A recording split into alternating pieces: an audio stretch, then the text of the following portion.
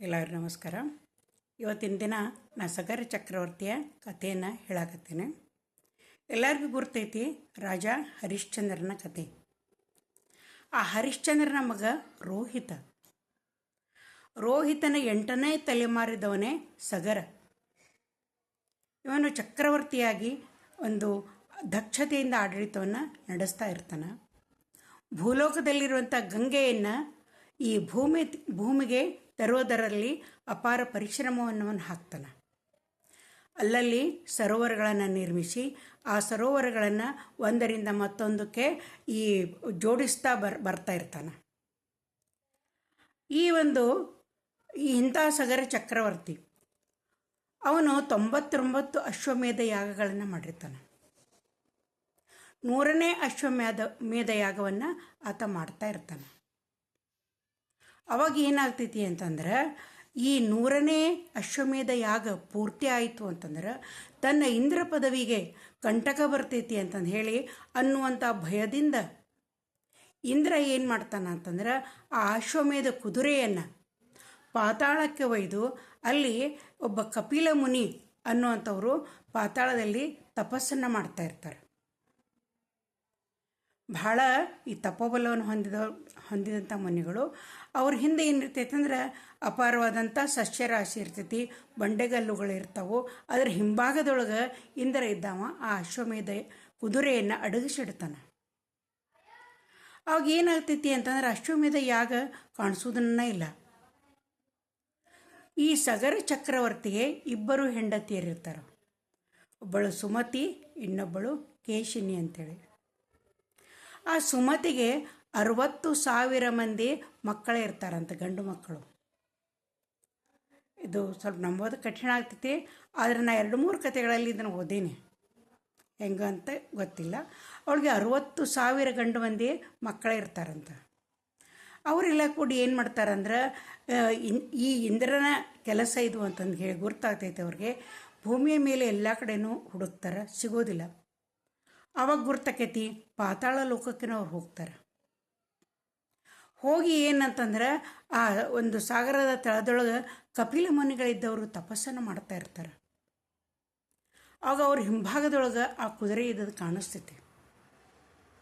ಅವ್ರು ಏನು ಮಾಡ್ತಾರಂತಂದ್ರೆ, ಏನೂ ವಿಚಾರ ಮಾಡ್ದನ ಇವರೇ ಕುದುರೆ ಕಳ್ಳ ಅಂತಂದು ಹೇಳಿ ಅವರ ಮೇಲೆ ಕಳ್ಳತನದ ಆಪಾದನೆಯನ್ನು ಹಾಕ್ತಾರೆ. ಆವಾಗ ಆ ಕಪಿಲ ಮುನಿಗಳಿಗೆ ಭಾಳ ಸಿಟ್ಟು ಬರ್ತೈತಿ. ಅವರು ಸಿಟ್ಟಿನಿಂದ ಅವ್ರನ್ನೆಲ್ಲ ನೋಡ್ತಾರೆ. ನೋಡಿದ ಕೂಡ ಏನಾಕೈತಿ ಅಂದ್ರೆ ಅವರೆಲ್ಲ ಸುಟ್ಟು ಬೂದಿಯಾಗಿಬಿಡ್ತಾರೆ.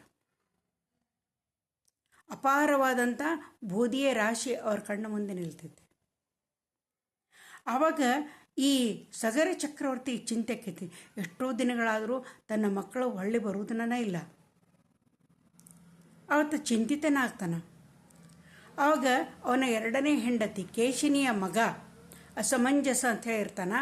ಆತನ ಮಗ ಅಂಶುಮಂತ ಅವ ಏನು ಮಾಡ್ತಾನಂದ್ರೆ, ತನ್ನ ಅಜ್ಜನ ಈ ವೇದನೆಯನ್ನು ನೋಡಲಾರ್ದ ತಾನೇ ಅವರನ್ನು ಹುಡುಕಿಕೊಂಡು ಬರ್ತೀನಿ ಅಂತಂದು ಹೇಳಿ ಹೋಗ್ತಾನೆ.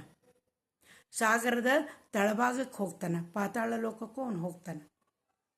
ಹೋದಾಗ ಏನಾಗ್ತೈತಿ ಅಂದ್ರೆ, ಅಲ್ಲಿ ಕಪಿಲ ಮುನಿಗಳು ತಪಸ್ಸು ಮಾಡ್ತಾ ಇರ್ತಾರೆ. ಅಲ್ಲಿ ಹೋಗ್ತಾನೆ. ಅವ್ರ ಹಿಂಭಾಗದೊಳಗೆ ಆ ಕುದುರೆಯನ್ನು ಅವನು ನೋಡ್ತಾನೆ.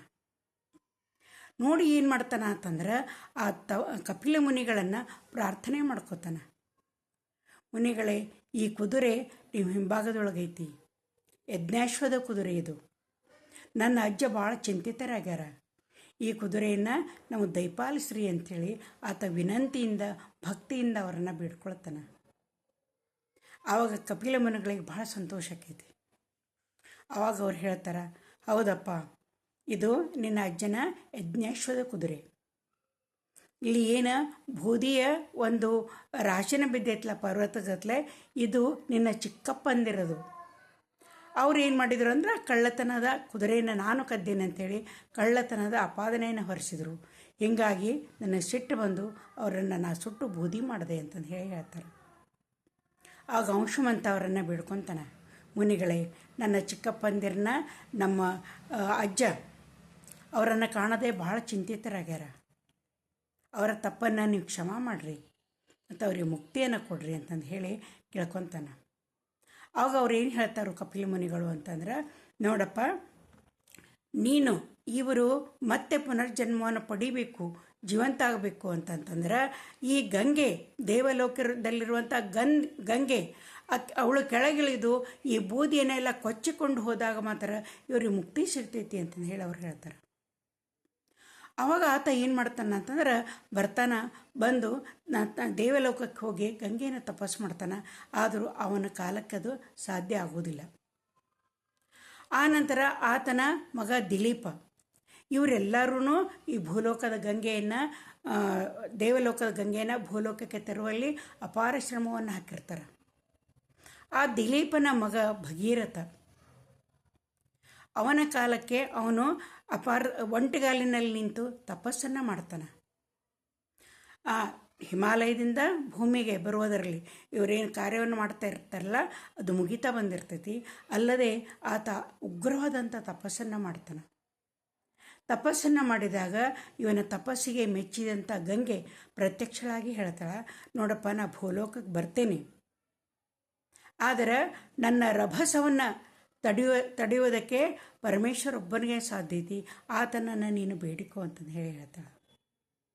ಅವಾಗ ಭಗೀರಥ ಶಿವನಲ್ಲಿ ಹೋಗಿ ಪ್ರಾರ್ಥನೆಯನ್ನು ಮಾಡ್ಕೋತಾನೆ. ಅವಾಗ ಶಿವ ಇದ್ದವ ತನ್ನ ಜಟೆಯನ್ನು ಬಿಚ್ಚಿಬಿಡ್ತಾನೆ, ಅಲ್ಲಾಡಿಸಿಬಿಡ್ತಾನೆ.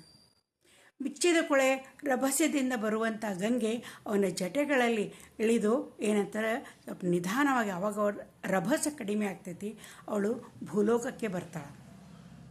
ಬಂದ ಕೂಡಲೇ ಭಗೀರಥ ಅವಳಿಗೆ ಪ್ರಾರ್ಥಿಸ್ಕೊತಾನೆ, ಸಮುದ್ರದ ಆಳದೊಳಗೆ, ಪಾತಾಳದೊಳಗೆ ನನ್ನ ಅಜ್ಜಂದಿರು ಅವ್ರದ್ದೆಲ್ಲ ಬೂದಿಯಾಗಿ ಹೋಗ್ಯಾರ, ಅವರನ್ನು ನೀನ ಕಾಪಾಡಬೇಕು ಅಂತಂದು ಹೇಳ್ತಾನೆ. ಅವಾಗ ಅವಳು ಏನು ಮಾಡ್ತಾಳೆ ಅಂತಂತಂದ್ರೆ ಅಲ್ಲಿ ಆಳದೊಳಗಿಳಿದ ಅವರ ಬೂದಿಯನ್ನೆಲ್ಲ ಕೊಚ್ಚಿಕೊಂಡೋಗಿ ಹೋಗ್ತಾಳೆ. ಆವಾಗ ಅವರೆಲ್ಲರಿಗೂ ಏನಂತಂದ್ರೆ ಪುನರ್ಜನ್ಮವಾಗಿ ಎಲ್ಲರೂ ಜೀವಂತರಾಗ್ತಾರೆ. ಅವ್ರನ್ನ ಕರೆದುಕೊಂಡು ಬಂದು ಆತ ತನ್ನ ಅಜ್ಜನಿಗೆ, ಅಂದ್ರೆ ಅವ್ರ ಅಜ್ಜ ಸತ್ತು ಹೋಗಿರ್ತಾರೆ, ಅವರಿಗೆ ಪುನರ್ಜನ್ಮವನ್ನು ದಯಪಾಲಿಸ್ತಾನೆ ಭಗೀರಥ. ಗಂಗೆ ಭಗೀರಥನ ಪ್ರಯತ್ನಕ್ಕೆ ಮೆಚ್ಚಿ ಬಂದದ್ದರಿಂದ ಅವಳನ್ನು ಭಾಗೀರಥಿ ಅಂತ ಹೇಳಿನೂ ಕರೀತಾರೆ. ಹೀಗೆ ಸಗರ ಚಕ್ರವರ್ತಿಯಿಂದ 5 ಪೀಳಿಗೆಯ ಜನ ಏನಂತಂದ್ರೆ ದೇವಲೋಕದ ಗಂಗೆಯನ್ನು ಭೂಲೋಕಕ್ಕೆ ಕರ್ಕೊಂಡು ಬರ್ತಾರೆ. ಇಲ್ಲಿಗೆ ಈ ಕತೆ ಮುಗೀತೈತೆ.